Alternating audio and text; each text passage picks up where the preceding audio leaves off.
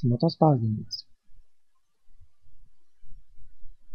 Sudarytą sąmatą reikia atspausdinti viena iš standartinių formų arba bet kokia vartotojų sukurta forma.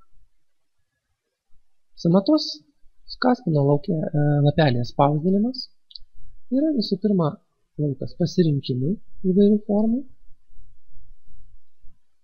Jį galime praplėsti, galime pasirinkti bet kurią formą, vieną mygtuko paspaudimu. Ir mes gaunam peržiūros langą tos sąmatos formos, šiuo atveju konkursinės. Šitame peržiūros lange yra standartinės visos priemonės, kaip Word'e, mygtukas spausdinti, papildomai mygtukas išsaugoti kaip, jeigu būtent spausdinamą formą norite išsaugoti atskirai Excelinė formate ar PDF, kiek kopijų spausdinti, kuriuos spausdintuvus spausdinti, kokius puslapius spausdinti, lapo orientacija ar gulsčiai,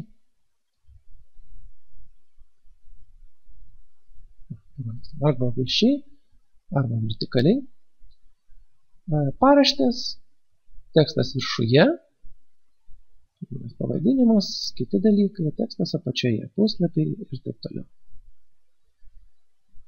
Kaip matote, didinam, mažinam suslankikliu čia, puslapius galim keisti taip, arba dešiniu pelės mygtuku, braukiant į vieną arba į kitą pusę.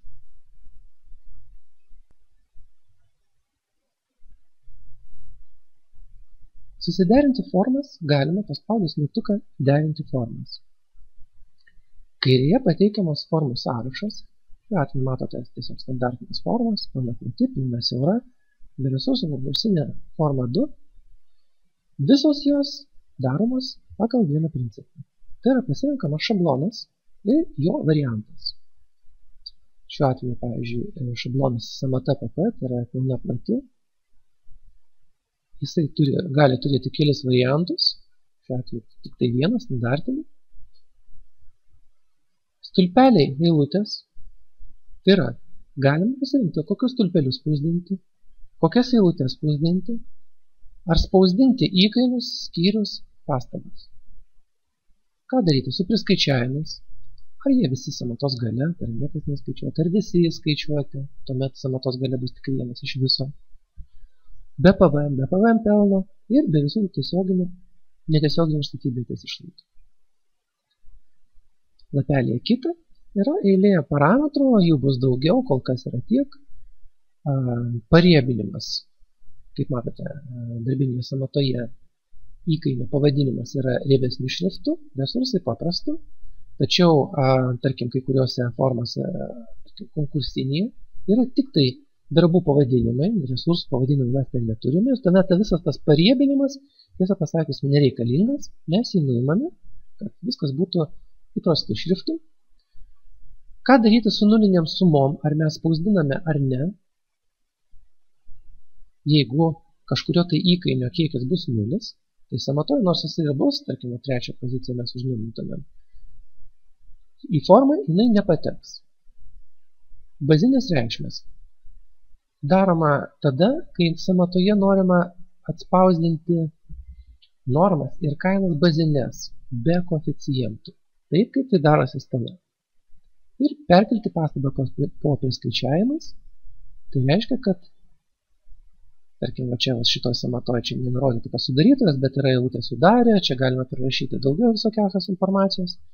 Ir šitas parametras leidžia nurodyti, ar mes visas tas be resursų, konkursinės formos ir taip toliau perkeliam šią informaciją ar ne. Ne visada nereikalinga. Pasirinkus, tarkim, konkursinę formą mes matome, kad šioje formoje nėra normos stulpelio, darbo jėgos medžiagų mechanizmų stulpelį, yra tik tai kaina, kiekis, suma, ir nespausdinamas jokios resursų eilutės, įkainiai be abejo skyriai pastabos spausdinamos, priskaičiavimai, viskas be PVM. Čia taip pat atkreipkite dėmesį, kur tai aktualu, apvalinimas, galima nustatyti jį pagal savo poreikius. Apie apvalinimą, apvalinimo paklaidas ir su tuo susijusios problemas bus atskira paskaita. Formas mes papildomas galim susikurti paspaudę mygtuką plius. Nuo pasirinktos bus padaryta tiesiog kopija. Mes ją galim pakeisti jos pavadinimą, pasirinkti kažkokią tai vaizdesnę piktogramą.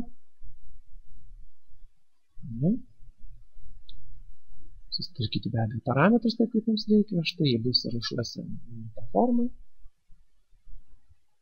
Ją mes galim ir pašalinti, tuomet jums ten liks.